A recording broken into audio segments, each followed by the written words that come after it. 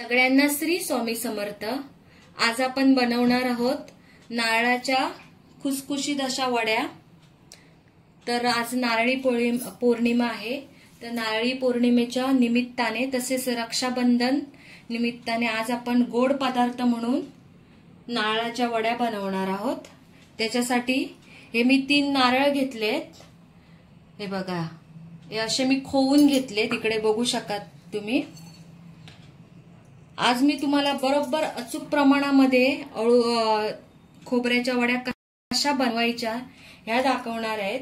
तर व्हिडिओला तुम्ही शेवटपर्यंत नक्की बघा।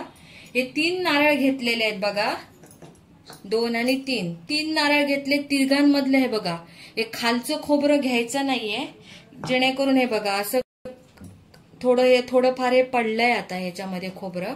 पण हे खालचं का घ्यायचं नाही, खालचं घेतल्यामुळे वड्या आपल्या ह्या काळसर दिसणार, असे खोबरं दिसणार मध्ये मध्ये। आणि हे जास्त आता खालचं खोबरं न घेतल्यामुळे आपल्या वड्या खोबरं पण बघा एकदम सफेद पांढरं शुभ्र दिसतंय। तर आता ह्याला प्रमाण कसं बनवायचं, ह्याचं प्रमाण काय असतं, नारळी वड्या आपल्या व्यवस्थित कशा होतात हे आता आपण बघणार आहोत। आता हे खोबऱ्या जे किसून ठेवलेलं ते आपण साईडला काढून ठेवूयात। हे बघा, आता आपल्याला हे 3 नारळाचं खोबरं घेतलंय आणि आता हे मी 2 समप्रमाणात पेले घेतलेत बघा। हे आता आपल्याला काय करायचंय, तर ह्या पेल्याच्या मापानेच आपल्याला साखर घ्यायची आहे। आपण नेहमी लक्षात घ्या, जेव्हा खोबऱ्याच्या वड्या बनवतो तेव्हा आपलं हे प्रमाण हे नक्की सेम असायला पाहिजे, साखरेचं आणि खोबऱ्याचं। नाहीतर आपल्या वड्या ह्या खुसखुशीत होत नाहीत, मधून तुटतात, नाही तर पातळ तरी होतात, नाही तर मोडून जातात, असं होतं। तर आपण आता हे मी काय करणार आहे, हे बघा, आता हे खोबरं आपण असं मोजून घ्यायचंय पेल्यामध्ये। हे दोन्ही पेले सेम आकाराचे आहेत। आता हे थोडंसं खोबरं नाही बघा असं दाबून घ्यायचंय आपल्याला, एकदम असं वरच्या वर नाही भरायचं। आणि आता हे बघा, याच्या साईडलाच काढून ठेवायचं। हे बघा, हा एक पेला झालाय आपला। आता हा मी दुसरा पेला घेतलाय। हे बघा, या पेल्यात पण आपण हे असंच खोबरं भरून घ्यायचंय। हे बघा, आता हा दुसरा पेला झालाय। आता आपण हे तिसरा पेला आहे आपला, याच्यात पण आपण हे खोबरं व्यवस्थित हे करून घ्यायचंय। बघा, असं दाबून आपला तिसरा पेला झालाय। हे 3 नारळाचं खोबरं आहे। हे बघा, हे असं जर भेटलं असेल खोबरं तर ते साईडला ठेवायचं, त्याच्यामध्ये घ्यायचं नाहीये आपल्याला। सुंदर अशा खुसखुशीत जर व्हायला पाहिजेत आपल्या वड्या, तर मी जे सांगते त्या प्रमाणात आणि तशाच स्टेप बाय स्टेप्स करा। आता हे बघा, आता आपला चौथा पेला झालाय आणि हे एवढंसं खोबरं माझं उरलंय। आता हे पण आपण मोजूनच घ्यायचंय। हे बघा,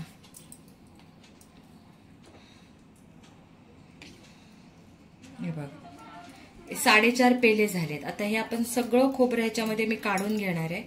हे जे सगळं लागलंय ते सगळंच काढून घ्यायचंय। आता आपल्याला हे बरोबर, हे बघा 4 पेले झाले, सेम पेले आहेत बघा दोन्ही पण। आपल्याला दोघांचं प्रमाण सेम घ्यायचं आणि असं जर खोबरं जरा जरी आपल्याला दिसलं तरी आपण लगेच काढून टाकायचं, हे ठेवायचंच नाही आपल्याला याच्यामध्ये। किसताना ते पडलंय ते। आता 4.5 पेला आपलं खोबरं होतं, तर आता आपण हे खोबरं आता मोजून घेतलंय। हे आता मी साईडला काढून ठेवते। आता हे मी दुसरा एक ताट घेतलंय, या ताटामध्ये आपल्याला 4.5 पेले मोजून बरोबर साखर घ्यायची आहे। हे बघा, हा 1 पेला झालाय। जास्त करून सगळ्यांच्या हे वड्या असतात त्या बरोबर होत नाही, याचं प्रमाण हेच असतं की किती खोबरं आपण घेतलं तर त्याचं प्रमाण साखरेचं त्याला किती असावं हे समजत नाही, त्याच्यामुळे हा प्रॉब्लेम येतो। तर तुम्ही हा व्हिडिओ नक्की बघा। आता हे 2 झालेत पेले,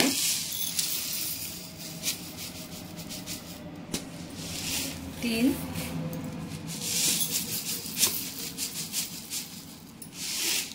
आणि 4। आपण आणि हे थोडंसं साखर टाकायची. खोबरं 4.5 पेले घेतले म्हणून 4.5 वेळा हे बघा 4 पेले आणि आता हे मी थोडंसं घेतलंय. आता आपण हे बाजूला ठेवूया. आता बघा हे मी वेलची घेतली आहे, ही आता मी सोलणार आहे आणि आता ही मी सोलून वाटून घेणार आहे आणि नंतर ह्याच्यामध्ये टाकणार आहे.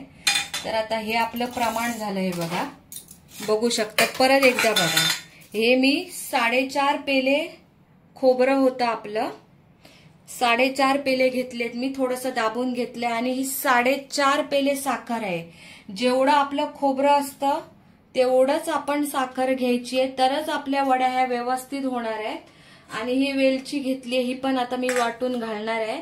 चला तर मग आता आपण खोबऱ्याच्या, जेव्हा आपण हे नारळाच्या वड्या बनवणार आहोत, खोबऱ्याची कापं आपण मालवणी भाषेत बोलतो, तर ही बनवतो तेव्हा आपण हे भांड जे बनवायला घेणार आहोत ते शक्यतो जे पसरट भांड नाही तर कढई जे काही तुम्ही वापराल ते तुम्ही जाडच घ्यायचंय, पातळ घ्यायचं नाहीये. पातळ घेतल्यामुळे कसा पाक तरी तुमचा जळून जाणार, नाहीतर व्यवस्थित होणार नाही.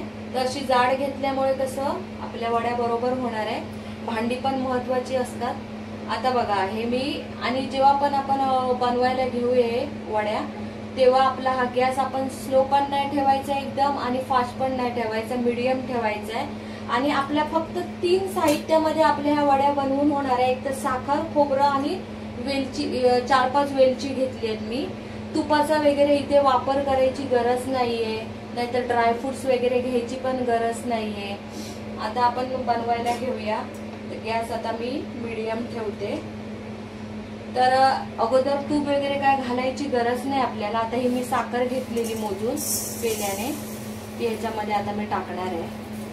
बघा तुम्ही पहिल्यांदा जेव्हा युट्यूबला वगैरे दाखवतात की तुपामध्ये खोबरं थोडंसं भाजून घ्यायला पाहिजे, काही गरज नाहीये. आपल्या अशा पण वड्या व्यवस्थित होतात. आता मी हे करते ते बघा तुम्ही, आणि तसं नक्की करून बघा. आता हे बघा साखर आपण ह्याच्यामध्ये टाकली, ह्याच्यामध्ये मी तूप वगैरे काही नाही टाकलं. आता हे बघा ह्या पेल्यात मी पाणी घेतलंय, थोडंसं आपल्याला पाणी टाकायचं, अर्धा पेला. बघा अर्धा पेलाच टाकलाय मी, ते बाजूला ठेवूया. आणि आता आपल्याला हे साखर वितळेपर्यंत ढवळून घ्यायचंय. आणि पाक पण याचा कसा बनवायचा तो मी तुम्हाला दाखवते नंतर. आता ही थोडी पहिली साखर वितळू दे व्यवस्थित. तुम्ही बोलाल की हे पाक झालं की नाही ते आपल्याला समजणार कसं. तर हे बघा पहिल्यांदा सफेद कलर होता, आता बघायचा कलर लाल लालसर व्हायला लागलाय बघा. आता आपल्याला काय करायचे, आपण ही वेलची जी घेतलेली अक्की ती मी वाटून घेतली आहे, ती आपण ह्याच्यामध्ये टाकायची आहे. वेलची टाकायची जेणेकरून आपल्या खोबऱ्याच्या वड्या आहेत त्याला मस्त असा सुगंध पसरेल बघा. आता आपली साखर आहे ना थोडीशी अजून वितळायला पाहिजे. प्रत्येक प्रमाण जी करण्याची पद्धत आहे ती तुम्ही लक्षात घ्या, फॉलो करा तशी. त्याच्यामुळे तुमची नाळी वडी ही अजिबात कुठेच बिघडणार नाही. आता हा बघा हा आपला पाक व्यवस्थित तयार झाला. आता तुम्ही आपली ही नेक्स्ट स्टेप्स काय असणार आहे, तर आपण एक खोबरं घेतलंय. हे खोबरं आपल्याला एकदम ह्याच्यामध्ये नाही टाकायचं आहे बघा, थोडं थोडं घेऊन टाकायचं आहे बघा. असं टाकायचं, थोडंसं हे करू. आणि गॅस आपण आता एकदम स्लो ठेवायचा आहे. हे बघा आता हे असं असं थोडं थोडं करून खोबरं ह्याच्यामध्ये टाकायचंय. तुम्ही ह्याच्यामध्ये हळद पण टाकू शकतात तुम्हाला जर कलर आवडत असेल, पण सफेदच ह्या वड्या चांगल्या दिसतात दिसायला. पण चवीमध्ये काय फरक पडत नाही हळद घातली आणि हळद नाही घातली म्हणून पण. आणि मी तुम्हाला पाणी घालताना दाखवलं ना, तर आपण हे दाखवल्याप्रमाणे अर्धा पेलाच आपल्याला हे पाणी ह्याच्यामध्ये घालायचं होतं, जास्त नाही. आपल्याला हे सगळं खोबरं ह्याच्यामध्ये मिक्स करून घ्यायचंय. जेव्हा आपलं हे मिश्रण व्यवस्थित एकजीव करून घ्यायचं बघा, साखर आणि हे खोबरं.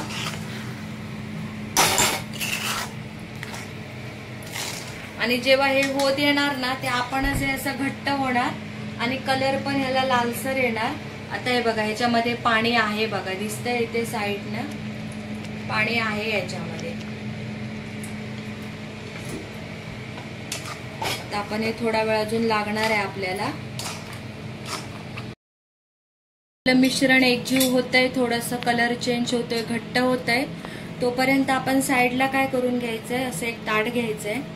या ताटाला आपण ना असं तेल थोडंसं टाकून घ्यायचं आणि हे ना असं लावून घ्यायचं. हे बघा असं का लावायचं, आता आपण हे जे मिश्रण वडीचं करणार आहोत ते आपल्याला या ताटामध्ये टाकायचं आहे. आता हे बघा, हे एका ताटाला लावलं मी तेल. आता हे दुसरं ताट घेतलंय. हे पहिल्यांदाच आपण का करून घ्यायचं, एकदा जेव्हा मिश्रण हे आपलं घट्ट होणार ना तेव्हा हे लगेच आपल्याला गरम गरम असतानाच हे करायचंय, नाहीतर वड्या आपल्या होणार नाही आणि कापल्या पण जाणार नाही, कारण ते मिश्रण साखरेचं असल्यामुळे लगेच कडक होणार. आता हे बघा, हे दोन्ही बाजूला आता मी हे ताटाला तेल लावून ठेवलंय. आता आपण हे ठेवलंय मिश्रण बघा, सगळं एकजीव होत आलंय. पाणी पण बघा बऱ्यापैकी याचा आटलंय आणि कलर पण बघा साईडला लाल लाल होतोय बघा. आता अजून थोडंसं आपल्याला हे पाणी आटवायला पाहिजे. आता जरा हात जास्त लवकर लवकर चालवावे लागणार, नाहीतर खाली ते चिकटणार. आता आपल्याला हे गरम गरम मिश्रण हे बघा असं असं करून घ्यायचंय, पसरवून घ्यायचंय व्यवस्थित. आता हे पटपट करून घ्यायचंय आपल्याला. बघा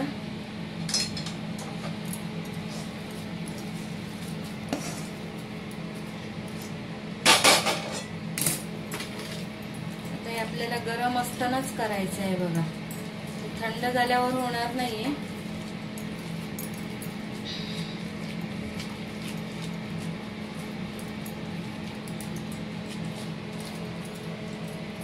सुरी घेणार आहे कारण हे गरम आहे मिश्रण भरपूर.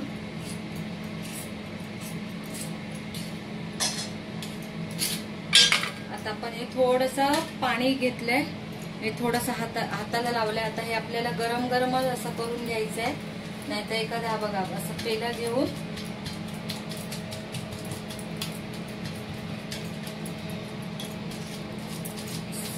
सेम करून घ्यायचंय बघा. हे असं चिकटणार, याला लगेच काढून टाकायचं.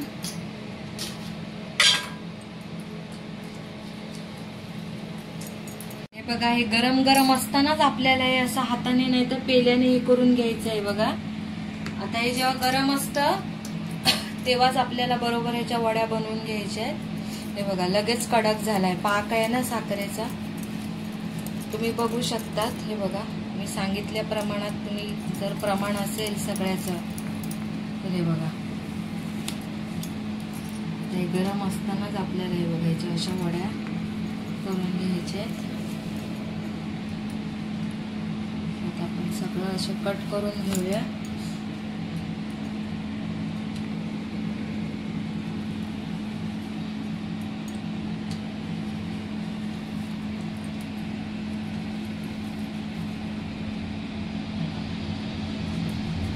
तुम्हाला पाहिजे तसं तुम्ही लगेच निघतंय बघा, म्हणजे आपलं हे प्रमाण बरोबर झालंय आणि वड्या पण आपल्या मस्त झाल्या. ते बघा साईडने निघायला लागलंय.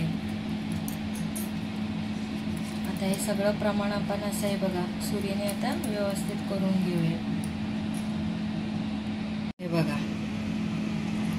वड्या बघू शकतात, खालून पण बघा. आता हे थोडंसं आपल्याला थंड करायला पाहिजे. वरून बघा.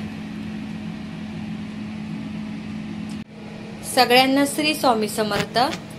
हे बघा आपल्या खोबऱ्याच्या वड्या बनवून झाल्यात, बघू शकता. हे बघा मोठ्या साईज मध्येच मी कापल्या, छोट्या मोठ्या साईज मध्ये. बघा तर रक्षाबंधन स्पेशल गोड अशी मिठाई आपली ही बनवून झालेली आहे नारळी पौर्णिमेनिमित्ताने. तुम्ही पण अशी नक्की करून बघा या नारळाच्या वड्या. सगळं प्रमाण व्यवस्थित असल्यावर वड्या बघा व्यवस्थित होतात. हे बघा. आणि आजचा माझा हा व्हिडिओ कसा वाटला कमेंट्स मध्ये नक्की सांगा. व्हिडिओ जर आवडला असेल तर लाईक करा, कमेंट मध्ये कमेंट टाका तुमची. आणि या खायला. सगळ्यांना नारळी पौर्णिमेच्या खूप खूप शुभेच्छा. श्री स्वामी समर्थ.